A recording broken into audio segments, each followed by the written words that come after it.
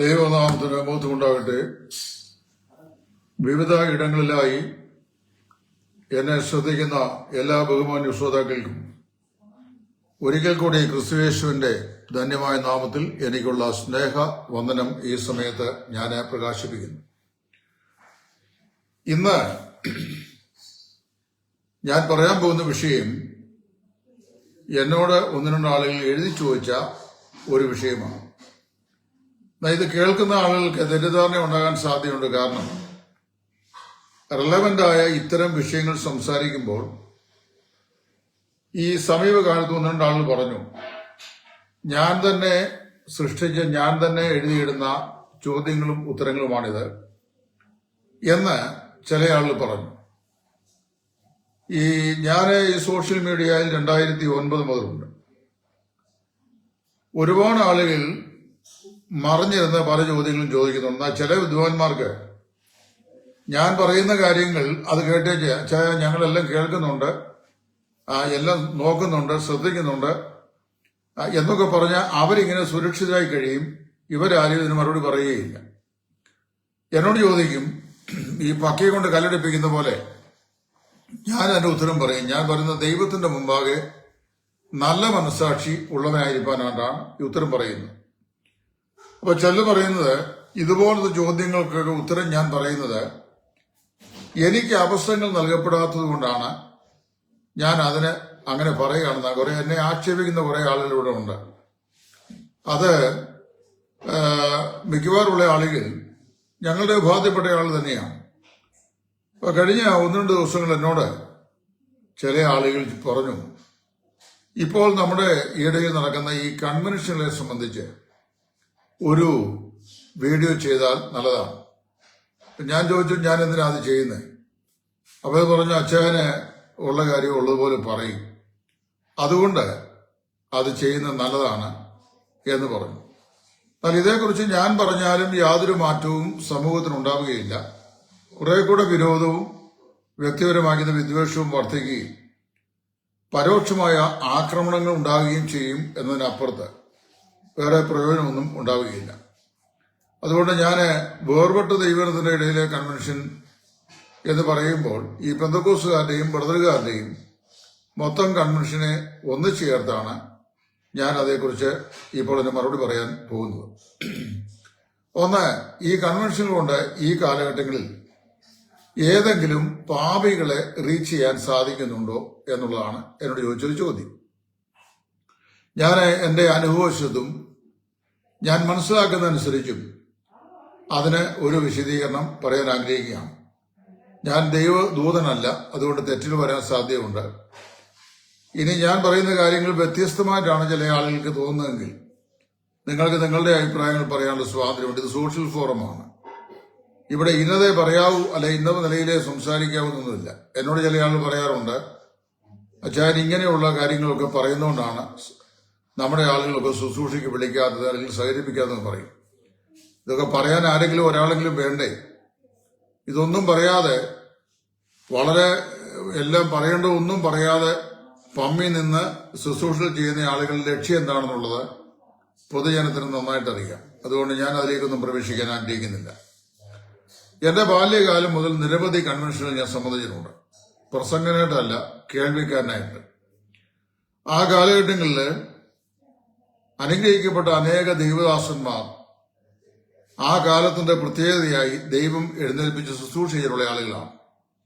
അവരുടെ ശുശ്രൂഷ മുഖാന്തരം ധാരാളം ആളുകൾ മാനസാന്തര അനുഭവത്തിലൂടെ വീണ്ടും ജനത്തിലേക്ക് വരികയും അനേകർ സത്യം ഗ്രഹിക്കാൻ ഇടയായിത്തീരുകയും ചെയ്തിട്ടുണ്ട്. അങ്ങനെ സത്യം ഗ്രഹിച്ചവരിൽ ഒരാളാണ് ഞാൻ. അതുകൊണ്ട് ഈ കൺവെൻഷൻ യോഗങ്ങൾ പാടെ മോശമാകുന്നൊരു ചിന്താഗതി എനിക്കില്ല. എന്നാൽ കാലാന്തരത്തിൽ അതിന്റെ ലക്ഷ്യത്തിനും ഒക്കെ വലിയ മാറ്റങ്ങൾ സംഭവിച്ചിട്ടുണ്ട്.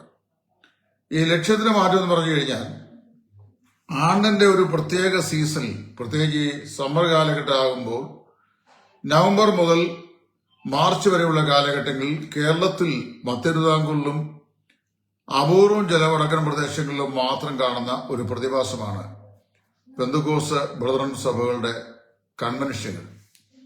ഈ കൺവെൻഷനുകൾ പല സ്ഥലങ്ങളിൽ നടക്കുന്നു. എന്നാൽ ഞാൻ അതിനെക്കുറിച്ച് ദൂരമേ നിന്ന് വീക്ഷിച്ചത് അനുസരിച്ച് അതിനെ ഒരു വിശ്വാസി സംഗമം എന്ന് വിലയിരുത്തിയാൽ മതിയാവും. അതാത് സഭ കുമ്മനാട്ട് IPCയുടെ, മുളക്കട ചർച്ച് ഓഫ് ഗോഡിന്റെ, പുല്ലൂർ അസംബ്ലീസ് ഓഫ് ഗോഡിന്റെ ഒക്കെ കൺവെൻഷൻ നടന്നു കഴിഞ്ഞാൽ അവരുടെ വിശ്വാസികളുടെ ഒരു സംഗമമായിട്ടാണ് ആ കൊടിവരവിനെ എനിക്ക് കാണാൻ സാധിക്കുന്നത്. ഞാൻ നിൽക്കുന്ന സഭാവിഭാഗത്തിന്റെയും അങ്ങനെയുള്ള കുമ്മനാടും പത്തനംതിട്ടയും കൊട്ടാരക്കരയും കോട്ടയത്തും ഒക്കെ നടക്കുന്ന യോഗങ്ങൾ വിശ്വാസികളുടെ ഒരു സംഗമ വേദിയായി ഇപ്പോൾ ചുരുങ്ങിയിട്ടുണ്ട്. കുറെ വർഷങ്ങൾക്ക് മുമ്പ്, ഒരു 1990-കൾക്ക് മുമ്പ് ധാരാളം ആളുകൾ ഔട്ട്സൈഡേഴ്സും നമ്മുടെയൊക്കെ കൺവെൻഷനുകളിൽ വന്ന് സുവിശേഷം കേൾക്കുമായിരുന്നു. തലസ്ഥിതിക്കൊക്കെ വളരെ മാറ്റമുണ്ടായി. ശാസ്ത്ര, സാങ്കേതിക, സാമൂഹിക മണ്ഡലങ്ങളിൽ വളരെ മാറ്റങ്ങൾ സംഭവിക്കുന്ന പോലെ സുവിശേഷ ലോകത്തും വലിയ മാറ്റങ്ങൾ സംഭവിച്ചുകൊണ്ടിരിക്കുന്നു. ആ മാറ്റങ്ങൾ എന്ന് പറയുന്നത് എന്റെ ബാല്യകാലം മുതൽ ഉള്ള കാലത്ത് ഏതെങ്കിലും ഒരു സഭാഗോളിന്റെ വകയായിട്ടില്ലാതെ ഏതെങ്കിലും പറമ്പുകളിലൊക്കെ കെട്ടിപ്പൊക്കിയ പന്തലുകൾ വലിയ ദേവദാസന്മാരെ കൊണ്ടുവന്ന് ശുശ്രൂഷ ചെയ്യുകയായിരുന്നു. അപ്പൊ അവരെ പ്രസംഗിക്കുകയും സുവിശേഷം നന്നായി കരയാറ്റ നിലയിൽ പറയുകയും പല പാപികളായ ആളുകൾ കർത്താവിനെ രക്ഷിതാവായി സ്വീകരിച്ച് അവരെ സത്യം മനസ്സിലാക്കുകയും ചെയ്യുമായിരുന്നു. അപൂർവം ചില ആളുകൾ സ്നാനപ്പെട്ട് തങ്ങൾക്ക് ബോധ്യതയുള്ള സഭകളുടെ അംഗങ്ങളായി വരികയും ചെയ്യുന്ന ഒരു സ്ഥിതിവിശേഷം ഉണ്ടായിരുന്നു. എന്നാൽ ഈ കാലഘട്ടമായി കഴിഞ്ഞപ്പോൾ പ്രസംഗകര് ധാരാളമുണ്ട്. ഒരു കൺവെൻഷൻ വേദിയിൽ ഏതെങ്കിലും നിലയിൽ ഒരവസരം ലഭിക്കാൻ വേണ്ടി വളരെ ശ്രദ്ധയോടെ പ്രാർത്ഥിച്ചു പോകുന്ന ആളുകളുമുണ്ട്. ഞാൻ സൂക്ഷ്മ നിരീക്ഷണം ചെയ്തപ്പോൾ ഇവരാരും തന്നെ ഈ കൺവെൻഷൻ വേദികളിൽ ഏതെങ്കിലും ആത്മാക്കൾ രക്ഷിക്കപ്പെട്ട് അവര് ദൈവസഭയുടെ അംഗങ്ങളായി തീരണം എന്നുള്ള താല്പര്യം കൊണ്ടോ ആത്മഭാരം കൊണ്ടോ പ്രസംഗിക്കുന്ന ആളുകളല്ല. മറിച്ച് തങ്ങൾക്കൊരു പ്രസംഗ അവസരം ലഭിക്കണം എന്നുള്ളതുകൊണ്ടും ആ അവസരത്തിലൂടെ ആളുകൾ അവരെ അംഗീകരിക്കുകയും അറിയപ്പെടുകയും ചെയ്യുക എന്നുള്ള വിദൂരമാകുന്ന ഒരു ലക്ഷ്യത്തിന്റെ അടിസ്ഥാനത്തിലാണ് പല ആളുകളും ഈ കൺവെൻഷനിൽ നുഴഞ്ഞു കയറാനായിട്ട് ശ്രമിക്കുന്നത്. എന്നാൽ ഇന്ന് നടത്തപ്പെടുന്ന കൺവെൻഷനിൽ മിക്കവാറും ഉള്ളതെല്ലാം നാമമാത്രമായി നമ്മുടെ വിശ്വാസികൾ മാത്രമായി കൂടി വരുന്ന കൂടിവരവുകളും അതിനകത്ത് പുതുതായി രക്ഷിക്കപ്പെടുകയോ തീരുമാനമെടുക്കുകയോ ചെയ്യുന്ന ആളുകൾ വളരെ വിരളവുമാകുന്നു എന്നുള്ളതാണ് ഏറ്റവും പരമാർത്ഥമായ യാഥാർത്ഥ്യം. ഈ അടുത്ത സമയത്ത് ഒരാള് പറഞ്ഞൊരു പ്രസ്താവന, കഴിഞ്ഞ 25 വർഷങ്ങൾക്കുള്ളിൽ പത്തനംതിട്ട ജില്ലയിലുള്ള സഭകളിൽ പുതുതായി ഒരാൾ രക്ഷിക്കപ്പെട്ട് വിശ്വാസസ്നാനം സ്വീകരിച്ച് ആ സഭയുടെ അംഗത്വം സ്വീകരിച്ച് വന്നിട്ടില്ല എന്നുള്ളതാണ്. അതും ശരിയാണ്. ഇപ്പോൾ കൺവെൻഷനുകളുടെ പൊതുപ്രയോജനം എന്ന് പറഞ്ഞു കഴിഞ്ഞാൽ അതുകൊണ്ട് ഇപ്പോൾ കൂടി വരുന്ന സ്ഥലങ്ങളിൽ പാപികളായ ആളുകൾ കൂടുതലായി ഔട്ട്സൈഡേഴ്സ് വരികയോ അവരാരെങ്കിലും സുവിശേഷം കേൾക്കുകയോ അവർ രക്ഷിക്കപ്പെടുകയോ അവർ സ്നാനപ്പെട്ട് നമ്മളൊക്കെ നിൽക്കുന്ന സഭാഭാഗങ്ങളിലേക്ക് വരികയോ ചെയ്യുന്നില്ല. അതിനൊക്കെ ഒരുപാട് കാര്യകാരണങ്ങളുണ്ടാവാം. ഞാൻ അതിലേക്കൊന്നും ഇപ്പോൾ പ്രവേശിക്കാൻ ആഗ്രഹിക്കുന്നില്ല. എന്നാലും അങ്ങനെയുള്ള ശുശ്രൂഷകളേക്കാൾ വാസ്തവത്തില് ഒരു പ്രാദേശിക സഭ അതിന്റെ ചുറ്റുപാടുമായുള്ള സ്ഥലങ്ങളിൽ ചെറിയ ചെറിയ മീറ്റിംഗുകൾ, അതായത് ഈ മുറ്റത്ത് കൺവെൻഷൻ പോലെയൊക്കെയുള്ള ചെറിയ മീറ്റിംഗുകൾ വെച്ച് സുവിശേഷ പ്രഭാഷകരെ വിളിച്ച് അവിടെ ആവക സ്ഥലങ്ങളിൽ ശുശ്രൂഷ ചെയ്താൽ കുറഞ്ഞപക്ഷം ആ പ്രദേശങ്ങളിലെ ആളുകളെങ്കിലും ദൈവവചനം കേൾക്കുവാനിടയായി തീരും. കേരളത്തിന്റെ പ്രത്യേകത എന്ന് പറഞ്ഞു കഴിഞ്ഞാൽ സെൻട്രൽ ട്രാവൻകൂറിനെ സംബന്ധിച്ച് സുവിശേഷം സാച്ചുറേറ്റഡ് ആയിട്ടുള്ള ഒരു സ്ഥലമാണ്. ഗോസ്പൽ സാച്ചുറേറ്റഡ് ഏരിയ എന്നാണ് ഈ സെൻട്രൽ ട്രാവൻകൂറിനെ അറിയപ്പെടുന്നത്. അപ്പൊ അതുകൊണ്ട് ഇന്ന് ആ നിലയിൽ ഉള്ള ആത്മരക്ഷയൊന്നും ഇത്തരം യോഗങ്ങൾ നടക്കുന്നില്ല. എന്നാൽ വിശ്വാസികളുടെ ഒരു സംഗമവേദിയായി അത് തീരുകയും അവിടെ വിശ്വാസികൾക്ക് അവരുടെ കൂടിവരവുള്ള പ്രായോഗികമാകുന്ന ഉപദേശ സത്യങ്ങളൊക്കെ പറയുകയും ചെയ്താൽ കുറെ കൂടെ ബോധവൽക്കരണം ഉപദേശ സത്യങ്ങളിൽ വിശ്വാസികൾക്കുണ്ടാകും എന്ന് ഞാൻ വിശ്വസിക്കുന്നു. എന്നാൽ അതിനേക്കാളൊക്കെ നല്ലതാണ് കവലകളിലൊക്കെ നിന്ന് പ്രസംഗിക്കുക. അതിന്റെ പ്രസക്തി ഇപ്പോൾ കുറഞ്ഞു കഴിഞ്ഞു. കവലകളിൽ കൺവെൻഷനിൽ പ്രസംഗിക്കുന്ന ആളുകൾ കവലകളിൽ പ്രസംഗിക്കാൻ പോകാറില്ല. അതൊരു നാണം കെട്ട കാര്യമായിട്ട് പല ആളും ചിന്തിക്കും. ഞാൻ ഇന്ന് പകലും രാവിലെ മുതൽ ആ ശുശ്രൂഷയിലായിരുന്നു. ഇപ്പൊ സന്ധ്യയ്ക്ക് സമയം കിട്ടിയപ്പോൾ ഒരു ലൈവിൽ വന്നു എന്ന് മാത്രമേ ഉള്ളൂ. തുടർന്നുള്ള 4-5 ദിവസങ്ങളിൽ എന്റെ ജോലി ചെയ്ത് തന്നെ. അതിന് കാരണം എന്താണെന്ന് ചോദിച്ചാൽ എനിക്ക് രക്ഷയുടെ മൂല്യം എന്താണെന്ന് അറിയാം, രക്ഷിക്കപ്പെട്ടൊരു ദൈവപൈതൽ എന്ന നിലയിൽ. അതുകൊണ്ട് ഞാൻ ആ ശുശ്രൂഷ കർത്താവിന് വേണ്ടി ചെയ്യുന്നു. അപ്പോൾ എത്ര പേര് രക്ഷിക്കപ്പെട്ടെന്നുള്ള കണക്കൊന്നും എനിക്ക് എടുക്കേണ്ട ആവശ്യമില്ല. കാര്യം കണക്ക് കൊടുക്കേണ്ട സെൻട്രൽ ഓഫീസൊന്നും എനിക്കില്ല. ഞാൻ ഒരു കേന്ദ്ര ഓഫീസിന്റെ കീഴിൽ പ്രവർത്തിക്കുന്ന ആളുമാണ്. അതുകൊണ്ട് എനിക്ക് അതിന്റെ ഡേറ്റാസ് ഒന്നും സബ്മിറ്റ് ചെയ്യേണ്ട ആവശ്യം വരുന്നില്ല. എന്നാൽ സുവിശേഷം കേൾപ്പിക്കുക എന്നുള്ള ആ ദൗത്യ നിർവഹണത്തിന്റെ ഒരു ഭാഗം എല്ലാം നിവർത്തിക്കാൻ ദൈവം എനിക്ക് അവസരം നൽകുന്നെങ്കിൽ എൻ്റെ ഈ പ്രായത്തിലും അത് എൻ്റെ ഒരു നിയോഗമായി ഞാൻ കണക്കാക്കുന്നു. അപ്പോൾ അതുകൊണ്ട് രക്ഷിക്കപ്പെട്ട ആളുകളെ രക്ഷിക്കപ്പെടുത്താൻ വേണ്ടി ആളുകളെ സുവിശേഷം കേൾപ്പിക്കുക എന്നുള്ള ഹൃദയത്തിന്റെ നൊമ്പരം കൊണ്ട് കൺവെൻഷൻ വേദികൾ സംഘടിപ്പിക്കുകയും അവിടെ ആളുകൾ പ്രസംഗിക്കുകയും ചെയ്യുന്നു എന്ന് പറയുന്നത് വാസ്തവത്തിൽ ഒരു സത്യവിരുദ്ധമാകുന്ന പ്രസ്താവനയാണ്. ഈ നാളുകളിലൊന്നും എവിടെയും അങ്ങനെയൊന്നും കാണുന്നില്ല. എന്നാൽ ഇതിനോട് ബന്ധപ്പെട്ട് പല കാര്യങ്ങളും കാര്യപരിപാടികളും അതിന്റെ ചുമതലപ്പെട്ടവരായ ആളുകൾ ചെയ്യുന്നുണ്ട്. അതൊരു വാസ്തവമായ കാര്യം. ഇനിയും പെന്തക്കോസ്റ്റൽ സഭയുടെ IPCയുടെ കൺവെൻഷൻ 103ാമത്തെ കുമ്മനാട്ട് നടക്കാൻ പോവുകയാണ്. അതിനെക്കുറിച്ച് വാസ്തവത്തിൽ എനിക്ക് അഭിപ്രായം പറയേണ്ട ആവശ്യമില്ല. എങ്കിലും വേർപെട്ട സഭകളുടെ മീറ്റിംഗ് എന്ന് പറയുമ്പോൾ ഈ ബ്രദറുകാരും പെന്തക്കോസ്തുകാരും എല്ലാം വേർപാട് സഭാ വിഭാഗത്തിൽപ്പെട്ടവരാണ്. അവിടെ ഇപ്പോൾ നടന്ന ഈ സമീപ ദിവസങ്ങളിൽ നടന്ന രാഷ്ട്രീയമൊക്കെ നമ്മൾ ഈ സോഷ്യൽ മീഡിയ വഴിയും പത്രങ്ങളിൽ കൂടിയൊക്കെ കാണുകയും കേൾക്കുകയും ചെയ്തിട്ടുള്ള ആൾക്കാരാണ്. അപ്പൊ അവിടെയും അവരുടെ വിശ്വാസികളാണ് വരുന്നത്. പിന്നെ അവർക്ക് ബ്രദറുകാരെ അപേക്ഷിച്ച് ചില ട്രിക്സുകളൊക്കെ ഉണ്ട് ഈ കൺവെൻഷൻ ആളുകളെ ഈ കൂട്ടിവരുത്താൻ വേണ്ടി. അതിന് മിക്കവാറും അവരുടെ ബാനറുകളിൽ ഞാൻ ശ്രദ്ധിച്ചിട്ടുള്ളത് സുവിശേഷ മഹായവും വമ്പിച്ച രോഗശാന്തി ശുശ്രൂഷയും എന്നുള്ള ഒരു വലിയ ബാനർ അത് കാണും. സുവിശേഷയവും വമ്പിച്ച രോഗശാന്തി ശുശ്രൂഷയും.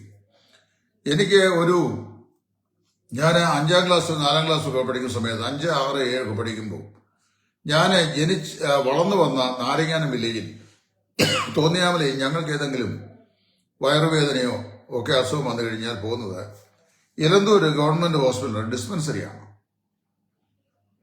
ആ ഡിസ്പെൻസറിയിൽ പോയി അത്യാവശ്യം മരുന്ന് വാങ്ങിക്കും. ഒന്നൊരു ഡോക്ടറൊക്കെ ആ സാധനമേ ഉള്ളൂ.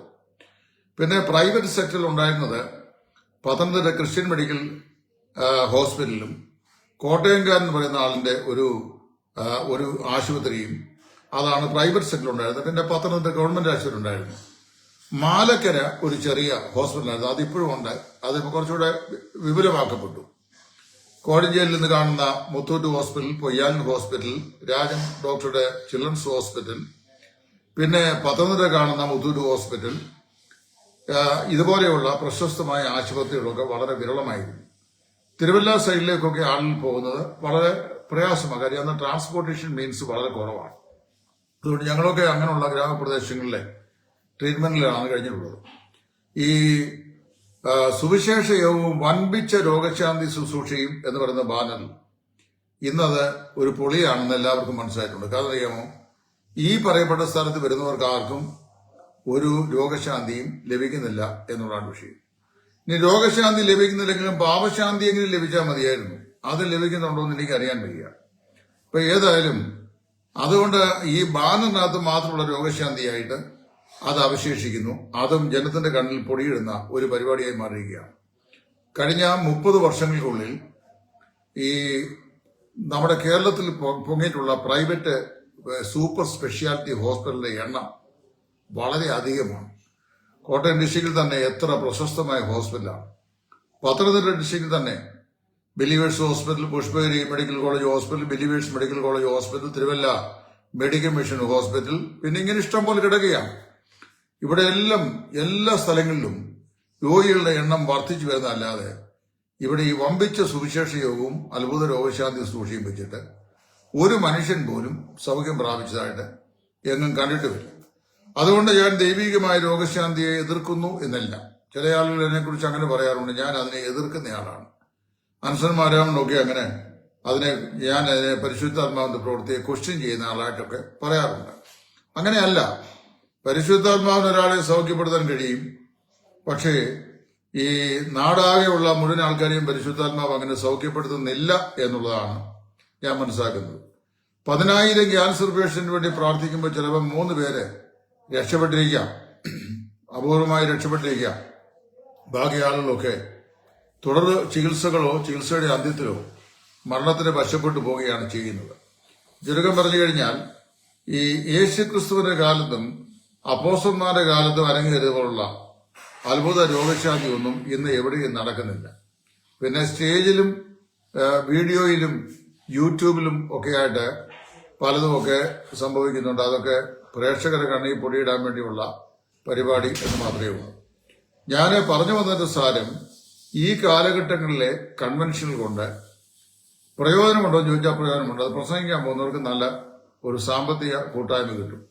അത് മുഖാന്തരം നല്ല വാഗ്ദോർണയിലും വാക്ശൈലിയിലും പിന്നെ അവർക്ക് കണ്ടക്ഷോഭം ചെയ്യാൻ കഴിഞ്ഞു കഴിഞ്ഞാൽ തുടർന്ന് വരുന്ന കൺവെൻഷനുകളിലെ അടുത്തേക്കുള്ള പ്രവേശനം ആ ഒരു കൺവെൻഷൻ മുഖാന്തരമായി കിട്ടും. വിദേശ രാജ്യങ്ങൾ സന്ദർശിക്കാനുള്ള അനുകൂല സാഹചര്യങ്ങളുണ്ടാവും. എന്നതിനൊക്കെ അപ്പുറത്ത് ഈ ആത്മാക്കളെ സഭയിലേക്ക് കിട്ടുക എന്നുള്ളത് വളരെ പ്രയാസമാണ്. ഞാൻ ഉള്ള കാര്യം സത്യമായി പറയുന്നതുകൊണ്ട് ആൾക്കാർക്ക് പ്രയാസം ഉണ്ടാകുന്നുണ്ട്. അത് എന്നോട് ഈ അടുത്ത കാലത്തും 1-2 പേര് പറഞ്ഞു, സഹോദരൻ കുറച്ചുകൂടെ അഗ്രസീവ് അല്ലായിരുന്നെങ്കിൽ ഈ ശുശ്രൂഷകൾക്കൊക്കെ. ഏത് ശുശ്രൂഷയാ ഇവിടെ എന്നെ വിളിച്ച് പ്രസംഗിപ്പിച്ചാലും ഈ വിശ്വാസ കൂട്ടങ്ങളോടാണ് ഞാൻ പ്രസംഗിക്കേണ്ടത്. വിശ്വാസികളുടെ കൂട്ടത്തിൽ പോയിട്ട് ഇന്ന് രാത്രി നീ കർത്താവായ യേശുവിനെ രക്ഷിതാവായി സ്വീകരിക്കണം, പിന്നെ കുമ്പനാട് പ്രദേശമേ പത്തനംതിട്ട ദേശമേ എന്നൊക്കെ പറഞ്ഞ് ഞാൻ പ്രസംഗിച്ചാലും അവിടെ വരുന്ന വിശ്വാസികളാണ്. ഇപ്പൊ വിശ്വാസികളോട് ആണ് ഞാൻ പ്രസംഗിക്കേണ്ടത്. അതിനെ എന്നെ വിളിക്കാറില്ല. വിളിച്ചാൽ വിശ്വാസികളുടെ പ്രായോഗിക ജീവിതത്തെ സംബന്ധിച്ച് ഒരു മെസ്സേജ് ഞാൻ പറയും. അത് കേൾക്കുന്നവർക്ക് ബുദ്ധിമുട്ടാകുന്നതുകൊണ്ട് അവർ വിളിക്കാറില്ല. കാര്യം വിളിച്ചാൽ എങ്ങനെയുണ്ടെന്ന്. ഇപ്പൊ യോഹന്നാൻ സ്നാപകനെയും ഏലിയാവിനെയും പ്രസംഗിക്കാൻ വിളിച്ചാൽ എങ്ങനെ ഇരിക്കുമെന്ന് അന്നത്തെ ആൾക്കാർക്ക് അറിയാമായിരുന്നു. അതുകൊണ്ട് അവരെ സാധാരണ അങ്ങനെ വിളിക്കാറില്ല. യോഹന്നാൻ മരുഭൂമിയിലെ പ്രസംഗനായിരുന്നു. ഞാനും കവലയിൽ പ്രസംഗിക്കുന്നവനാണ്. അപ്പൊ പറഞ്ഞു വന്നതിന്റെ അർത്ഥം ഇതിപ്പോ അതുകൊണ്ട് ഈ കൺവെൻഷനുകൾ കൊണ്ടൊന്നും യാതൊരു പ്രയോജനവും വാസ്തവത്തില് ഈ ആത്മരക്ഷയ്ക്ക് വേണ്ടി ഉതകുന്നുണ്ടോ എന്ന് എനിക്കറിയാൻ വയ്യ. ഉണ്ടാകുന്നെങ്കിൽ എന്ത് ചെയ്യണം? നമ്മുടെ സഭകളിലേക്കൊക്കെ പുതിയ ആളുകൾ വരണം. ഞാൻ കഴിഞ്ഞ ഒരു ദിവസം ഒരു ABC ഏതോ ഒരു ന്യൂസ് ഞാൻ വായിച്ചു. അപൂർവമായിട്ട് TV ഓൺ ചെയ്യാറുണ്ട്. അങ്ങനെ വായിച്ചപ്പോൾ അവർ പറഞ്ഞ ഒരു സ്റ്റാറ്റിക്സ് എന്നെ ഞെട്ടിച്ചു. ആ ഞെട്ടിച്ചതെന്ന് പറഞ്ഞു കഴിഞ്ഞാൽ ഇതാണ്: ക്രിസ്ത്യൻസിന്റെ എണ്ണം ഇവിടെ കുറഞ്ഞുകൊണ്ടിരിക്കുകയാണ്. നമ്മുടെ കുട്ടികൾ ആരും ഇവിടെയില്ല. വിദ്യാഭ്യാസമുള്ള പിള്ളേർ, ഒരു വീട്ടിൽ 2 കുഞ്ഞുങ്ങളാണുള്ളത്. വിദ്യാഭ്യാസം കഴിഞ്ഞാൽ അവർ ഉടൻ തന്നെ യൂറോപ്യൻ രാജ്യങ്ങളിലേക്കും അമേരിക്കൻ ഐക്യനാടുകളിലേക്കും ഗൾഫ് രാജ്യങ്ങളിലേക്കും സിംഗപ്പൂരിലേക്കും ഓസ്ട്രേലിയ,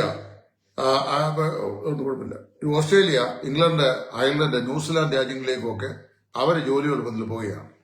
അപ്പൊ അങ്ങനെ പോകുമ്പോൾ അവർക്ക് വാസ്തവത്തിൽ എന്താ സംഭവിക്കുന്നത്? അവർക്ക് ഈ ജോലി ചെയ്ത് ഭാവി ഭാസുരപ്പെടുത്തുക എന്നുള്ളതാണ്. ഇവിടെ ഇപ്പോൾ ഉള്ളത് 60 എബവ് ഉള്ള ആളുകളാണ്. മിക്കവാറും ഉള്ള ആളുകളില്ല, 60-ന് മേലുള്ള ആളുകളാണ്. അവർ ABS ബസ്സുകാരായി പറഞ്ഞു. ഈ 60-ന് മേലുള്ള ആളുകൾ മാക്സിമം ലൈഫ് സ്പാൻ ഇവിടെ കിട്ടിയത് 80 ആണെങ്കിൽ അനദർ 20 years. ഈ അടുത്ത സമയത്ത് പ്ലംബാനി പിതാവ്, റോമൻ കത്തോലിക്കയുടെ പ്ലംബാനി പിതാവ് പറഞ്ഞ ഞെട്ടിക്കുന്ന വിഷയം, ഇനി അനദർ 20 years വിശുദ്ധ കുർബാന കൊടുത്താൽ വാങ്ങിക്കഴിക്കാൻ ഇവിടെ ആളുകൾ കാണുകയില്ലെന്നാണ് പറയുന്നത്. ഓർത്തഡോക്സിലെ പ്രശസ്തനായ ഒരു അച്ഛനെ കഴിഞ്ഞ ആഴ്ച പ്രസംഗിക്കുന്നത് ഞാൻ കേട്ടു. ഇപ്പോ വികാരികളാകാൻ ആളുകളില്ല.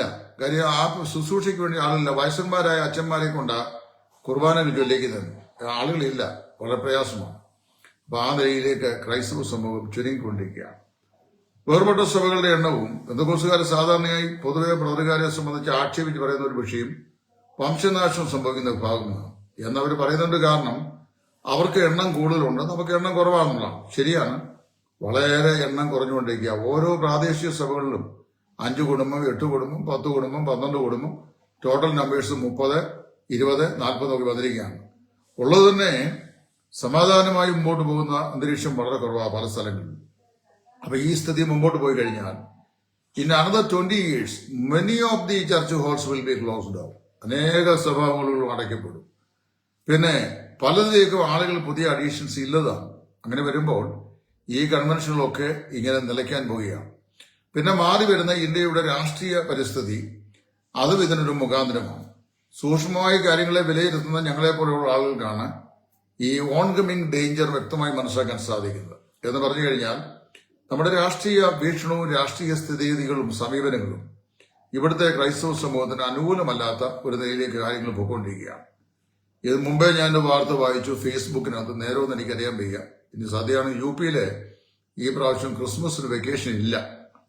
യോഗി ഭരിക്കുന്ന സ്ഥലത്ത് സ്കൂളുകൾക്ക് ക്രിസ്മസ് വെക്കേഷൻ ഇല്ല എന്ന് കേട്ടു. ഇതൊക്കെ ഇവിടെ കേരളത്തിലൊക്കെ വരും. നമ്മളിവിടെ ദൈവം സുവിശേഷത്തിന്റെ വെളിച്ചം ഏതെങ്കിലും ഒരു സമൂഹത്തെ ഏൽപ്പിച്ചിട്ട് ആ സമൂഹം അതിൽ വിശ്വസ്തത കാണിക്കാതിരിക്കുകയും ദൈവത്തോട് കൃതാർത്ഥത ഇല്ലാത്തവരായിരിക്കുകയും ചെയ്താൽ എന്താണ് സംഭവിക്കുന്നത്? ആ സമൂഹം കുറെ കാലം കഴിയുമ്പോൾ ദൈവം തന്നെ അവരെ കൈവിടും. പിന്നെ ഒരു കാലഘട്ടത്തിന്റെ പ്രകാശം നിലയിൽ എഴുന്നേറ്റ് വന്നു കഴിഞ്ഞാൽ ആ പ്രകാശം തലമുറയായ 1000 സംവത്സരത്തിലേക്ക് നിൽക്കുന്ന ഒരു കാലഘട്ടമില്ല. ഹൂങ്കാര പ്രതാപത്തോടെ ചരിത്രത്തിന്റെ താഴേക്കല്ലായി ഉയർന്നു വന്ന ബാബിലോൺ, മേദോപോസിയ, ഗ്രീസ്, റോമ എന്നീ സാമ്രാജ്യ നാഗരീതികൾ ചരിത്രത്തിന്റെ ഭാഗങ്ങളായി ചരിത്രത്തിലൂടെ ഇഴുകിച്ചേർന്ന ചരിത്രം നമുക്കറിയാം. BA ഹിസ്റ്ററിയൊക്കെ പഠിക്കുന്ന വിദ്യാർത്ഥികൾ ഞാൻ പറയുന്ന കാര്യങ്ങൾ അറിയാം. അപ്പോ അതുപോലെ തന്നെ സഭാ ചരിത്രത്തിൽ 20 നൂറ്റാണ്ടിൽ 21 നൂറ്റാണ്ടുകളിൽ ഉയർന്നും പൊങ്ങിയും വന്ന നിരവധി നവീന പ്രസ്ഥാനങ്ങൾ ഒരു കാലഘട്ടം വരെ പ്രോജ്വലമായി ചരിത്രത്തിൽ നിൽക്കുകയും പിന്നീട് അത് ദൈവത്തിൽ നിന്നും ദൈവവരത്തിൽ നിന്നും അകന്നു പോകുമ്പോൾ അത് അസ്തമിച്ചു പോവുകയും ചെയ്യാം. യോഹന്നാൻ വെളിപ്പാട് പുസ്തകം 2-3 അധ്യായങ്ങളിൽ പറയുന്ന ആസിയയിലെ 7 സഭകളുടെ അഡ്രസ്സുകൾ ഭൂമിയിലില്ല. പൗലോസ് ലേഖനം എഴുതിയ എഫേസോസിലെ സഭ ഭൂമിയിലില്ല. യെരുശലേമിലെ സഭ ഭൂമിയിലില്ല. ആ പൗലോസ് പ്രേക്ഷിത വൃത്തിയിലൂടെ സ്ഥാപിച്ച സഭകളൊന്നും തന്നെ ഇന്ന് ഭൂമിയിലില്ല. ചുരുക്കം പറഞ്ഞു കഴിഞ്ഞു കഴിഞ്ഞാൽ അവയെല്ലാം കാലവിഭ്രമത്തിങ്കൽ ഈ ചരിത്രത്തിന്റെ ഭാഗങ്ങളായി മാറിക്കഴിഞ്ഞു. പിന്നെ ദൈവത്തിന്റെ പദ്ധതിയുണ്ട്. ഓരോ കാലഘട്ടങ്ങളിലും തന്റെ നാമത്തോട് വിശ്വസ്ത പുലർത്തുന്ന ഒരുപറ്റം ആളുകളെ ദൈവം ഒരു ശേഷിപ്പ് നിലയിൽ തന്റെ രക്ഷാപദ്ധതിയിലേക്ക് ആകർഷിക്കുകയും അവരെ നിലനിർത്തുകയും ചെയ്യുന്നു. ആ തലമുറ ദൈവത്തോട് വിശ്വസ്തരായിരുന്നാൽ, പ്രത്യേകിച്ച് വചനം അനുഷ്ഠിക്കുന്ന കാര്യത്തിൽ, പ്രസംഗിക്കുന്ന കാര്യം മാത്രമല്ല, പ്രസംഗിക്കുമ്പോൾ വലിയ ഗീർവാണങ്ങൾ പറഞ്ഞ ശേഷം പ്രസംഗത്തിന് നേരെ വിപരീതമായി ജീവിച്ചാൽ സഭാപരിപാലനം ഇങ്ങനെയായിരിക്കണം എന്ന് പഠിപ്പിക്കുകയും അതിന് വിപരീതമായി അയോഗ്യന്മാരും അനാത്മികന്മാരും അതിൽ ഭരിക്കുകയും ചെയ്താൽ ഈ സഭകളോടൊന്നും ആളുകൾ വരികയില്ല. കാരണം അറിയാമോ, ഒരു സഭായോഗത്തിനൊക്കെ ഒരു മനുഷ്യൻ ചെല്ലുമ്പോൾ ആത്മീയ സന്തോഷമൊക്കെ പ്രതീക്ഷ ചെല്ലുന്നത്. അവിടെ ചെല്ലുമ്പോൾ ഭീകരാന്തരീക്ഷമോ മാനസിക സമ്മർദ്ദവുമാണ് ലഭിക്കുന്നതെങ്കിൽ ആളുകൾ അങ്ങോട്ട് വരാനായിട്ട് മടിക്കും. അതൊക്കെയാണ് നമ്മളെയൊക്കെ കാണുമ്പോൾ. ഈ അടുത്ത കാലത്ത് ഞാൻ 1-2 മാർത്തോമാക്കാരോടും ഓർത്തഡോക്സുകാരോടും ഒക്കെ സുവിശേഷം പറഞ്ഞു. സുവിശേഷം പറഞ്ഞ് ഞാൻ മുമ്പോട്ട് പോകുമ്പോൾ പറഞ്ഞ് അവർ രക്ഷിക്കപ്പെട്ടവരാണെന്ന് എനിക്ക് ബോധ്യമായി. അപ്പം ഞാൻ അവരോട് സ്നാനത്തെക്കുറിച്ചൊക്കെ പറഞ്ഞു. അപ്പൊ എന്നോട് ഒന്നുകൊണ്ട് ചോദിച്ചു, നിങ്ങളുടെ എന്ത് കണ്ടിട്ടാണ് ഞങ്ങൾ നിങ്ങളോട് വരേണ്ടത് എന്നോട് ചോദിച്ചു. എന്നിട്ട് വേറെ 2-3 ചോദ്യങ്ങൾ എന്നോട് ചോദിച്ചു, അവർക്ക് അറിയാവുന്ന കാര്യങ്ങൾ. ഞാൻ ഉത്തരം മുട്ടി, ഒന്നും പറഞ്ഞില്ല. ദൈവം നിങ്ങൾക്ക് തരുന്ന പ്രകാശം അനുസരിച്ച് ആയിക്കോട്ടെ എന്ന് പറഞ്ഞ് ഞാൻ പ്രാർത്ഥിച്ചു പോകും. ഇതൊക്കെയാണ് ഇന്നത്തെ സ്ഥിതി. ഇപ്പൊ ഈ വിദൂര ഭാവിയിൽ ഈ കൺവെൻഷനുകളൊക്കെ നിൽക്കും, അല്ലെങ്കിൽ നിൽക്കേണ്ടി വരും.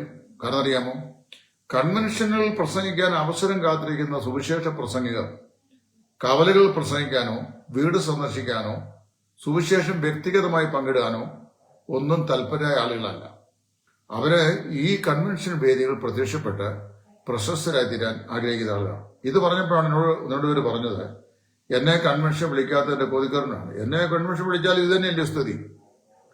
പിന്നെ അതുകൊണ്ട് പ്രത്യേകിച്ച് എന്ത് ചെയ്യാനാ?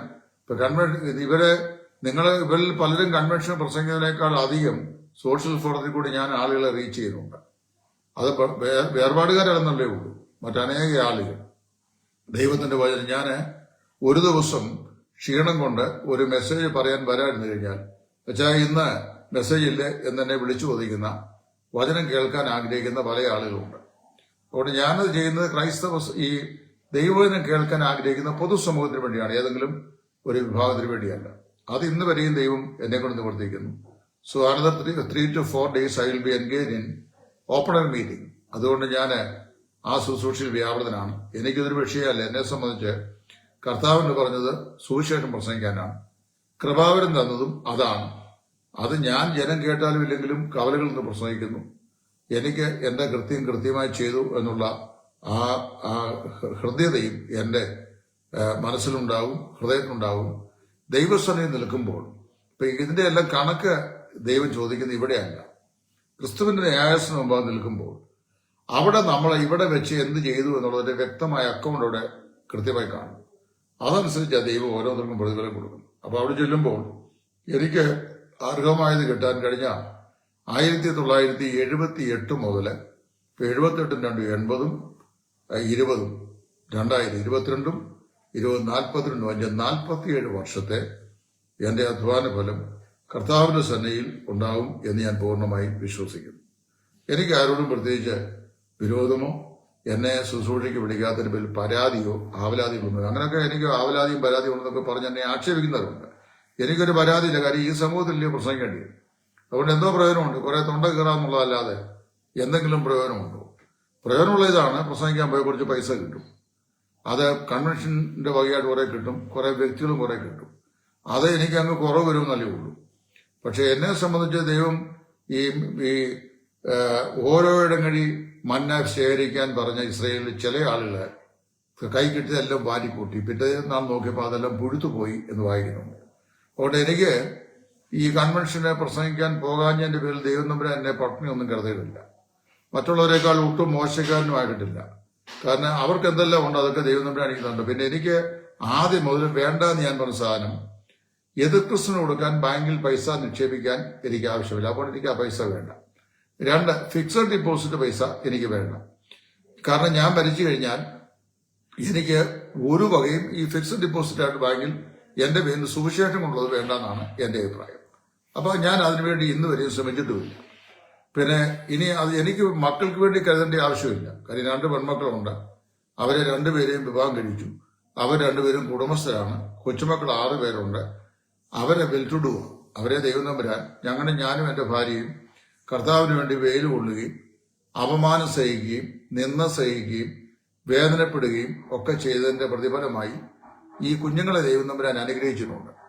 അവരെ 2 പേരും സ്വസ്ഥമായി അവരുടെ ജോലി സ്ഥലങ്ങളിൽ ആയിരിക്കുന്നു. അവരുടെ ഭർത്താക്കന്മാരുടെ കുടുംബം നോക്കുന്നു, അവരുടെ കുഞ്ഞുങ്ങളെ ശുശ്രൂഷിക്കുന്നു.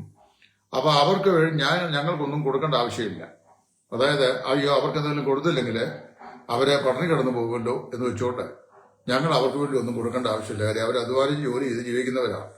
അപ്പൊ അതുകൊണ്ട് അവർക്ക് വേണ്ടി എന്തെങ്കിലും ഞാൻ ഈ ഷെയർ ചോദിക്കേണ്ട ആവശ്യമില്ല. അപ്പൊ അതുകൊണ്ട് എനിക്ക് എവിടെയെങ്കിലും പോയിട്ട് ഇങ്ങനെ പിന്നെ സുവിശേഷത്തിന്റെ പ്രവർത്തനങ്ങളിൽ ഇപ്പൊ പരസ്യയോഗത്തിനാണ് ഞാൻ പോകുന്നത്. ആരെങ്കിലും ആ ശുശ്രൂഷയ്ക്ക് വേണ്ടി അതിന് പെട്രോളൊക്കെ വേണ്ടേ? കാര്യം പെട്രോളിന് 108 രൂപ വിലയാണ്. എനിക്ക് വണ്ടിയുണ്ട്, വാഹനമുണ്ട്, സ്വന്തമായ വാഹനമുണ്ട്. അതിൽ ഞാൻ പെട്രോൾ അടിച്ചാൽ പോകുന്നത്. ഇപ്പൊ ആരും തന്നില്ലെങ്കിലും ഞാനത് ചെയ്യുന്നുണ്ടല്ലോ. ഈ കഴിഞ്ഞ 2025 ഏകദേശം 248 കവലകളിൽ ഞാൻ പ്രസംഗിച്ചിട്ടുണ്ട്. 248 കവലകളിൽ പ്രസംഗിച്ചു. ഇനി നാളെ രാവിലെ മുതൽ പിന്നെ ഇന്നും പ്രസംഗിക്കും. ഇനി നാളെയും മറ്റന്നാളും രാവിലെ 9 മുതൽ വൈകിട്ട് 6:30 വരെയും കവലകളിൽ പ്രസംഗമാണ്. അപ്പം ഒരു ശരാശരി ഒരു കവലയിൽ 4 സ്ഥലത്ത് പ്രസംഗിച്ചാലും അടുത്ത 2 ദിവസം 8 ഇങ്ങനെ പ്രസംഗിച്ചുകൊണ്ടിരിക്കുക. അപ്പൊ അതുകൊണ്ട് അശേഷം പ്രസംഗത്തിന്റെ കൊതി എനിക്കില്ല. കാര്യം ഞാൻ നന്നായിട്ട് അത് ചെയ്തുകൊണ്ട് അപ്പൊ എനിക്ക് പ്രശ്നമില്ല. ഇനി ആരും നയപൈസ അതിലും പെട്രോൾ അടിച്ചുകൊണ്ട് പോയി ഞാനത് ചെയ്യും. ഞാനും വൈകിട്ട് ഒന്നിച്ചാൽ പോകുന്നത് ഞങ്ങളത് ചെയ്യുന്നു. അതിന്റെ പേരിൽ പിരിവൊന്നും ഞാൻ നടത്താറില്ല, ആരും ചോദിക്കാറുമില്ല. അപ്പൊ ഞാൻ പറഞ്ഞത് ഇതിനൊക്കെ ദൈവസ്ഥനിൽ നിൽക്കുമ്പോൾ പ്രതിഫലം ഉണ്ടാകും. അപ്പൊ ഇവരെ ആരെയും കൂട്ടിക്കൊണ്ട് നമ്മുടെ സഭയിലോട്ട് വരണമെന്നല്ല ഞാൻ സുവിശേഷം പ്രസംഗിക്കാൻ പോകുന്നത്. അവരെ ദൈവരാജ്യത്തിന്റെ അവകാശികളാക്കി തീർക്കണം എന്നുള്ള ആത്മഭാരത്തോടെയാണ്. അതുകൊണ്ട് കർത്താവ് ആ നിലയിൽ ഞങ്ങളെ നടത്തുന്നു. ദൈവം ഈ സൃഷ്ടി ചെയ്തു. ഇപ്പൊ എന്നോട് 2-3 പേര് ചോദിച്ച ചോദ്യത്തിന് ഞാൻ അങ്ങ് ഉത്തരം പറയാണ്. കൺവെൻഷനുകൾ എന്ന് പറയുന്നത് പൂർവ്വകാലങ്ങളിൽ ഉണ്ടായിരുന്നതെല്ലാം ആത്മാക്കളെ രക്ഷയിലേക്ക് നയിക്കുക എന്നുള്ള ഉദ്ദേശത്തോടെയാണ് അത് നടത്തപ്പെട്ടിരുന്നത്. ഇപ്പോഴേ അതിന് ലക്ഷ്യം അങ്ങനെയാണെങ്കിലും അവരോട്ട് ആരും ഈ രക്ഷിക്കപ്പെടാനുള്ള ആൾക്കാർ വരാറില്ല. രക്ഷിക്കപ്പെട്ടവർ, സ്നാനപ്പെട്ടവർ എന്ന് പറയുന്ന വിശ്വാസികളാണ് കൂടി വരുന്നത്. ഞാനതിനെ ഒരു വിശ്വാസി സംഗമമായിട്ട് കണക്കാക്കുന്നു. ഞാൻ തന്നെയല്ല, സാമാന്യ സുബോധമുള്ള ചിന്തിക്കുന്ന ആളുകളൊക്കെ അങ്ങനെ അതിനെ കണക്കാക്കുന്നു. അത് നടക്കട്ടെ. നമുക്കെന്തൊരു പ്രശ്നം? അത് നടത്തട്ടെ. അതിനൊന്നും നമ്മളാരും ഒന്നും എതിരായിട്ടൊന്നും പറയേണ്ട ആവശ്യമില്ല. മനസ്സുള്ളവർ അതിൽ പോയി സംബന്ധിക്കുക, സാവകാശമില്ലാത്തവർ പോകാതിരിക്കുക, ദൈവം ഓരോരുത്തരെയും ഏൽപ്പിച്ച് ശുശ്രൂഷ ചെയ്യുക. ഏതായാലും ഒന്നെനിക്കറിയാം, കർത്താവിന്റെ നാളിൽ നമ്മുടെ എല്ലാ ആറ്റിറ്റ്യൂഡുകളും അംബീഷൻസും പെർപ്പസസും ഒക്കെ ദൈവം വെളിപ്പെടുത്തുന്ന ഒരു ദിവസമുണ്ട്. അന്ന് അവൻ ഇരുട്ടിൽ മറഞ്ഞിരിക്കുന്നത് വെളിച്ചത്താക്കി മനുഷ്യന്റെ ഹൃദയ രഹസ്യങ്ങളെ വെളിപ്പെടുത്തും. അന്ന് ഓരോരുത്തരും അവന്റെ സന്നിധിയിൽ പുകഴ്ചയുണ്ടാകും എന്നാണ് ദൈവവചനം പറയുന്നത്. ഞാനത് വിശ്വസിക്കുന്നു. മരണാനന്തര ജീവിതത്തിൽ വിശ്വസിക്കുന്നു. ക്രിസ്തുവിന്റെ ന്യായാസനത്തിൽ വിശ്വസിക്കുന്നു.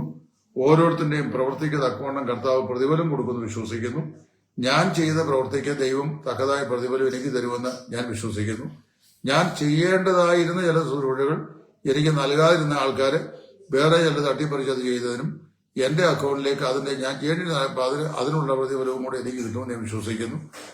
പിന്നെ എന്നെ ശുശ്രൂഷയ്ക്ക് വിളിച്ച ദൈവത്തോട് എനിക്ക് വളരെ കൃതാർത്ഥതയും നന്ദിയുമുണ്ട്. യാതൊരു പരാതിയും ഇല്ല. അപ്പോൾ ദൈവം എന്നെ ഏൽപ്പിച്ച ശുശ്രൂഷകൾ ഞാൻ ചെയ്യുക. അത് ഇത്രത്തോളമൊക്കെ ചെയ്യാൻ ദൈവം പ്രാപ്തിപ്പെടുത്തി. എന്നേക്കാൾ പ്രായം കുറഞ്ഞ് എത്ര ആളുകൾ മരണപ്പെട്ടു പോയി ഇതിനോടകം തന്നെ. കോവിഡ് കാലം മുതൽ ഇങ്ങോട്ട് എന്റെ പ്രായം 65 കഴിഞ്ഞ് 66 കഴിഞ്ഞ് എന്റെ താഴെയുള്ള എത്രയോ ആളുകൾ മരണത്താൽ പോയി. ഞാൻ 20ാമത്തെ വയസ്സിൽ പോകുമെന്ന് വിധി എഴുതുക. പിന്നെ 45 വർഷം കൊണ്ട് ദൈവം തന്നല്ലോ. അപ്പൊ അതിലൊക്കെ ഞാൻ 100% സംതൃപ്തനാണ്. എനിക്ക് എല്ലാവരോടും നന്ദിയുണ്ട്. ഞങ്ങളെയൊക്കെ ഓർത്ത് പ്രാർത്ഥിക്കുന്ന പലരുമുണ്ട്. അവരെയൊക്കെ ഓർത്ത് ഞാൻ ദൈവത്തിന് സ്തോത്രം ചെയ്യുന്നു. ദൈവം എല്ലാവരെയും അനുഗ്രഹിക്കട്ടെ. ഈ ചോദ്യത്തിന്റെ ഉത്തരം ഞാൻ പറഞ്ഞത് ചോദിച്ച പുള്ളിയുടെ പേര് പറയണമെന്ന് പറഞ്ഞു. അത് ഈ ഭീരുക്കളാ കൂടുതലുള്ളത്. കരുതറിയാമോ? എനിക്കത് പേര് പറയുന്ന ഇഷ്ടമല്ല. എന്നാൽ ഈ ഭീരുക്കൾ ചോദ്യം ചോദിച്ചു. കാര്യം അവർക്ക് ഉത്തരം പറയാൻ ഇഷ്ടമില്ല. നമ്മൾ പറയുന്നത് കേൾക്കുകയും ചെയ്യണം. ആരെങ്കിലും വെറുപ്പുണ്ടായെങ്കിൽ എന്നെ വെറുത്തോടെ എന്നുള്ള അപ്പൊ അവർക്ക് ഉത്തരം കിട്ടും. അപ്പൊ എനിക്ക് ദൈവത്തെ ഒഴികെ മനുഷ്യനെ ഭയമില്ലാത്തതുകൊണ്ട് ഞാൻ അങ്ങ് പറയുന്നു എന്ന് മാത്രമേ ഉള്ളൂ. ദൈവം നിങ്ങളെ ഏവരെയും സഹായിക്കട്ടെ.